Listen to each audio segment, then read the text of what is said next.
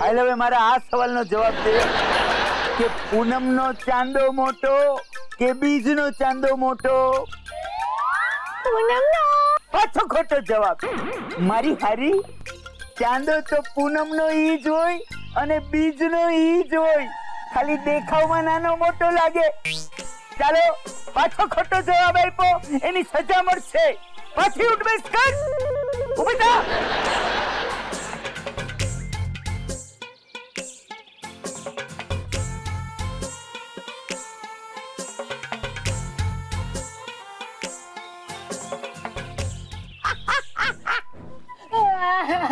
કર મોળા આવે એની સજા છે, ખોટા જવાબ દે એની સજા છે. મારી હારી ટીટ માકડી.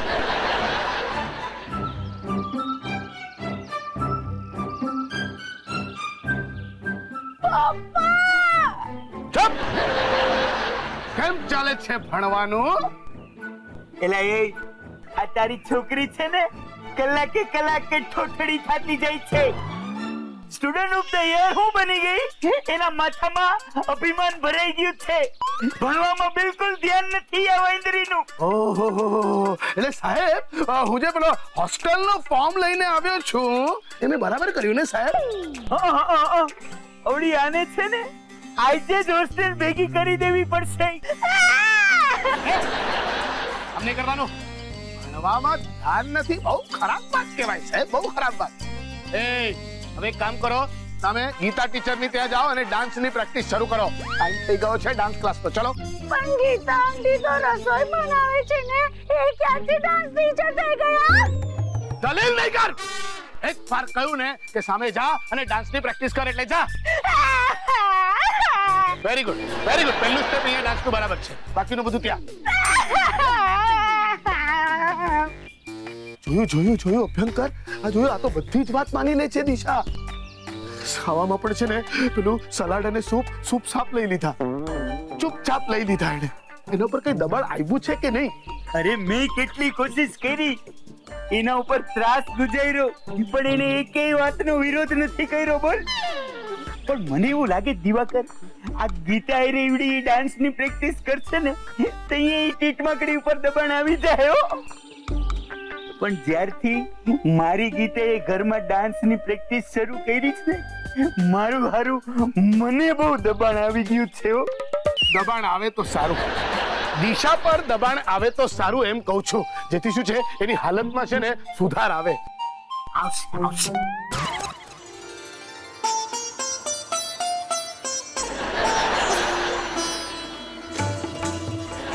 જો હવે તારે આમ કરવાનું.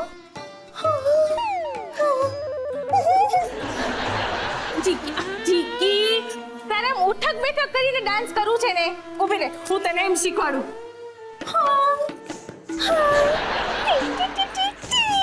ચાલ કર.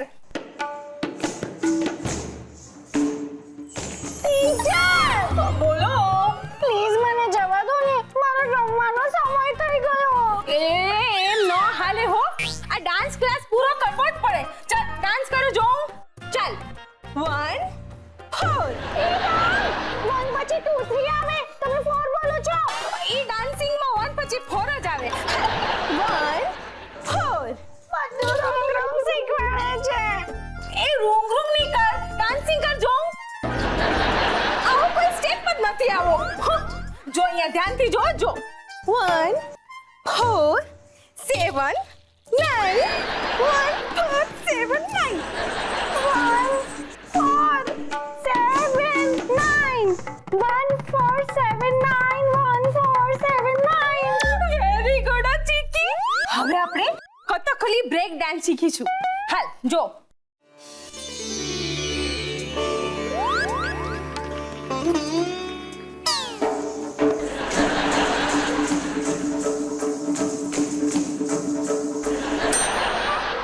તારી વારી.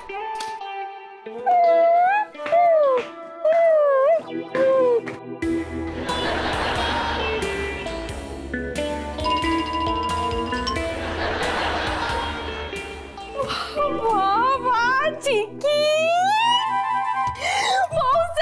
બહુ સરસ કેવું પડે. થેન્ક યુ ટીચર, તમે પણ બહુ સરસ ડાન્સ કર્યો. મને કેટલું બધું શીખવા પણ મળ્યું. ખરેખર તારા જેવી કદર કોઈએ નથી કરી મારી, એટલે જ મેં પોતાની નજર ઉતારી. ટીચર, હવે ગરબો બતાડો ને. એ તો મારું ફેવરેટ છે. જો ધ્યાનથી એકદમ.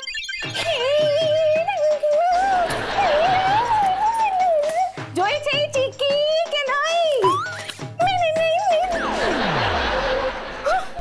જતી રહી. આપણે હું એનું નુકસાન છે. આપણે તો કર્યો પ્રેક્ટિસિંગ.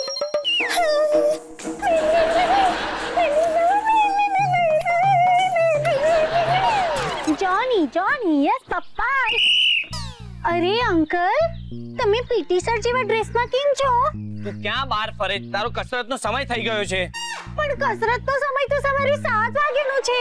મને ખબર છે, પણ હવે તારું ટાઈમ ટેબલ બદલાઈ ગયું છે, એટલે સવારની કસરત તારે સાંજે કરવાની છે. ના, એવું થોડી હોય.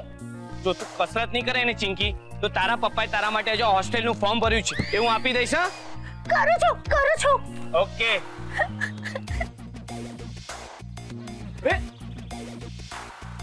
બોલો.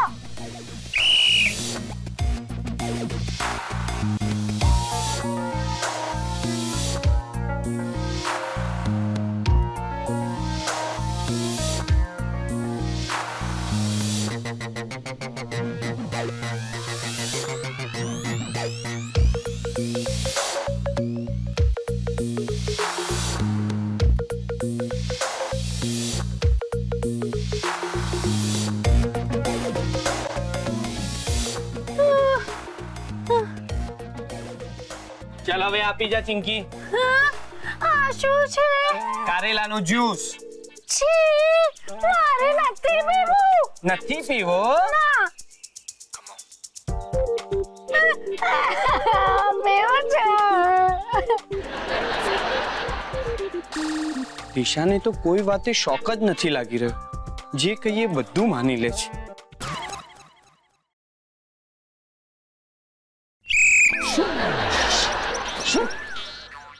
સોરી પપ્પા, ટેન્શનમાં વાગી ગઈ.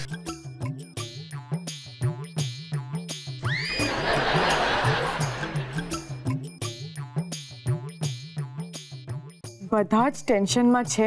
હું શું કરું તો હું પણ ટેન્શનમાં છું તે બધાને ખબર પડે.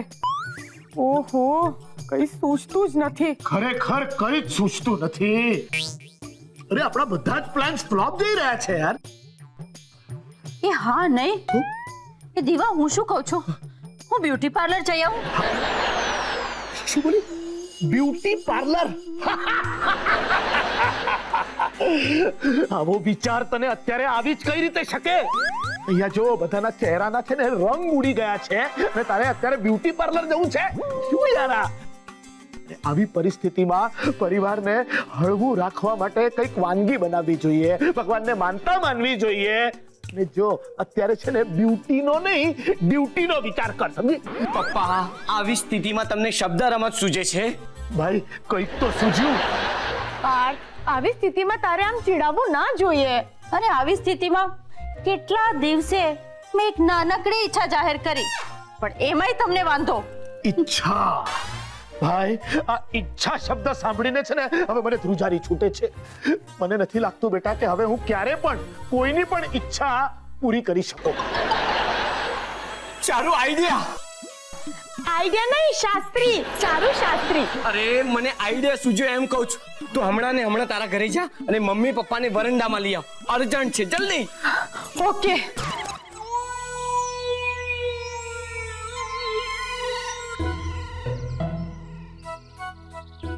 એલી એ ચિંકીડી, હાલ 4 નો પાડો માંડ બોલવા. 4 એકુ 4, 4 દુ 8, 4 તરી 12. ચીકી, તું ડાન્સ ની પ્રેક્ટિસ અધૂરી મૂકીને આવી હતી, હમણાં પૂરી કરજો. 4 પંજા 20, 4 છંગ 24. ચિંકી, તું રોજ કસરત કરવાનું ભૂલી જાય છે. ચાલ અત્યારે કસરત ચાલુ કર. ઓકે. 4 સત્તા 28, 4 અઠ્ઠા 33. ભૂલ કરી. 4 અઠ્ઠા 33 ન થાય, 4 અઠ્ઠા 32 થાય. આ ભૂલની સજા છે તને. ઉઠવેશ કર. 4 સત્તા 28, 4 અઠ્ઠા 32.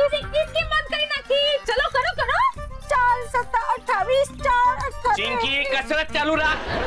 4 7 28 4 28 એલી એ ઉઠબેસ કામ જ કરી. 4 7 28 ડાન્સ કેમ બંધ કર્યો? ચલો ચલો 4 7 28 4 કચરા ચિંકી. 4 7 28 4 એલી એ ઉઠબેસ. ડાન્સ કસરત. ઉઠબેસ. ડાન્સ કસરત. ઉઠબેસ. ડાન્સ કસરત. ઉઠબેસ. કસરત. ઉઠબેસ. કસરત. હું કઈ નહીં કરું, કઈ નથી કરવું મારે. તો પછી તને હોસ્ટેલમાં દાખલ કરી દઉં. હા હા મને હોસ્ટેલમાં દાખલ કરી દો, હું હોસ્ટેલમાં જ ભણીશ. પણ પહેલા મને મારું દફતર આપો, પછી હું હોસ્ટેલમાં જઈશ. દફતર? હા દફતર મારી પાસે છે એ નહીં કાંઈ, મારું પ્રિય દફતર જે છે ને સ્કૂલમાં ખોવાઈ ગયું હતું. મમ્મી તમે લોકો મને એ દફતર લાવી આપો, શોધી આપો, હું પછી જતી રહીશ હોસ્ટેલમાં. બીજું મને કંઈ નથી જોઈતું, બસ આજ મારી સૌથી મોટી ઈચ્છા છે. કયું દફતર બેટા? એક મિનિટ હું હમણાં આવ્યો બેટા. કયા દફતરની વાત કરે છે? મારું પ્રિય દફતર જેમાં મારી મનગમતી વસ્તુઓ છે. કેવી વસ્તુઓ? એમાં છે ને બહુ મોટો ખજાનો છે.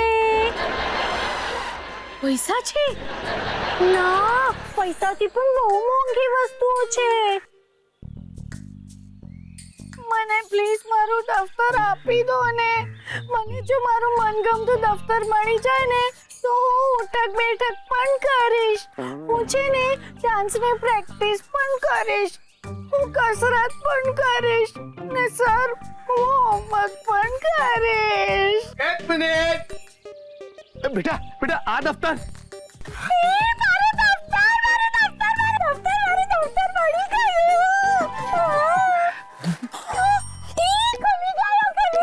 આ ચિંકી છે ને જ્યારે ત્રીજા ધોરણમાં હતી ને ત્યારે છે ને એનું આ દફતર છે ને ખોવાઈ ગયું હતું. એનું ફેવરિટ દફતર હતું. ત્યારે છે ને બહુ રડેલી આ છોકરી. 3 મહિના પછી એને એનું આ દફતર પાછું મળ્યું હતું. પણ એ દરમિયાન શું થયું ખબર છે? એ છે ને એનું જૂનું દફતર ભૂલી જ ગયેલી અને નવું દફતર વાપરવા માંડી હતી. હા પપ્પા, પણ ખરેખર દિશા આ દફતર ક્યારે ભૂલી જ નહોતી. એના મનના એક ખૂણામાં આ દફતર લપાઈને બેઠું હતું અને આજે એને યાદ આવી ગઈ.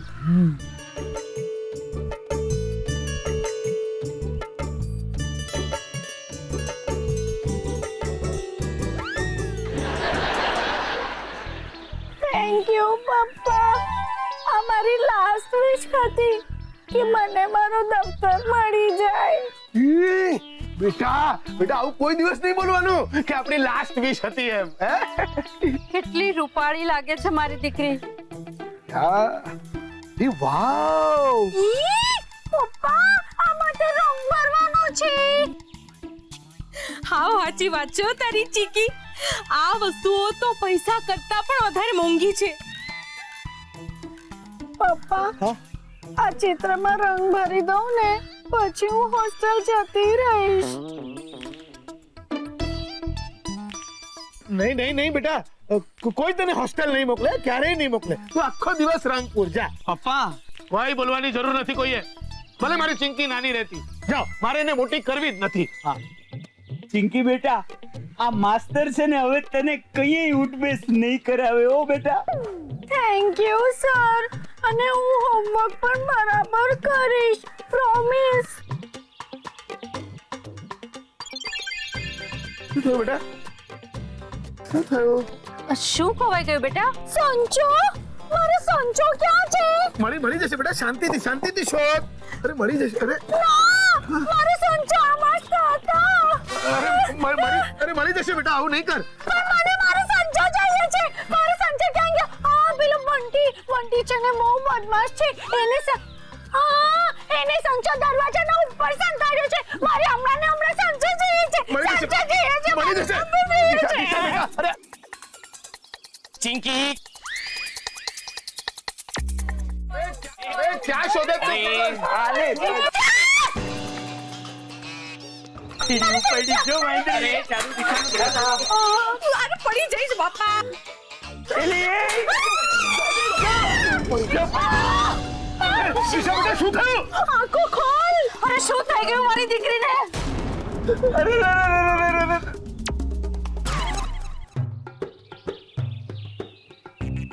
આ જુઓ શું હાલત થઈ ગઈ છે મારી દીકરીની. ફરી બેભાન થઈ ગઈ બિચારી. એ દિવસે પણ આમ જ સીડી પર ચડી થી પડી બેભાન થઈ ગઈ અને બાળકી બની ગઈ. ખબર નહીં આ વખતે જ્યારે ભાનમાં આવશે ને ત્યારે શું થશે. ચારુ તું આટલું ધ્યાન નથી રાખી શકતી? પેલી એમાં તું મારી છોકરીને હું લેવાને ખીજાસ. બધાને હું જ દેખાઉં છું. અરે ચારુ તારી ભૂલ હોય ત્યારે તો કબૂલ કર. આ ચારુની જૂની આદત છે. લગ્ન કર્યા બાદ મને નથી યાદ કે એને ભૂલ કબૂલી હોય. એ ચાપલી તું તો છે ને ચૂપ જ રહે. શું તમે લોકો બધા શું આ ચારુને કોર્નર છે ને કરો છો? એનો કોઈ જ વાત નથી આમાં. આ દિશા જ કોઈનું સાંભળવા તૈયાર નહોતી. ઉત્સાહમાં આવીને પેલી સીડી પર ચડી સંતોષ શોધવા માટે લપસીને પડી ગઈ. એમાં ચારુ બિચારીનો શું વાંક છે? અને તમને કહું છું એ દિવસે પણ છે ને એક્ઝેક્ટલી આવું જ થયું હતું. દિશા જ્યારે લપસીને પડી ને ત્યારે આ ચારુ ત્યાં નહોતી. હા બરાબર પપ્પાજી. હા ઓય ખોટા બહાના નહીં કાઢ. બોલો આ છે કઈ આ માણસને છે કઈ આટલી સિરિયસ વાતમાં પણ આ માણસને હસવું આવે છે. અરે પપ્પા તમે બધા છો ને નાના બાળક જેવા છો. અરે અહીંયા જુઓ આ. એમાં જોવાનું હું? આ તો દિશા.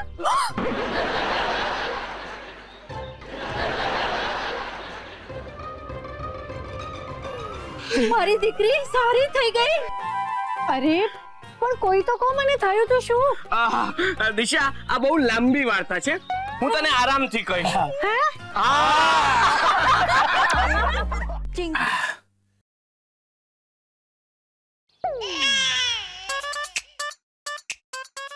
ધૂત આ પાછી નાની બાળકી બની ગઈ કે શું? એ ભગવાન. હેલો ચિંકી બેટા. પપ્પા ચિંકી પુરાણ ક્યારનું પતી ગયું. ઓકે હાશ ઓકે બેટા. હા તો તને આમ દૂધ રેડતા જોયું ને તો મને એમ થયું કે તારું બાળપણ પાછું આવી ગયું કે શું. પણ બેટા તું આ દૂધ શું કામ રેડતી હતી? બિલાડી માટે. તો તારી મમ્મીને આપી દે. શું મમ્મીને આપી દે? હા એમ કેતો હતો કે આ જે દૂધ છે ને એ તું મમ્મીને આપી દે જેથી એ જઈને છે ને બિલાડીને આપી દે છે.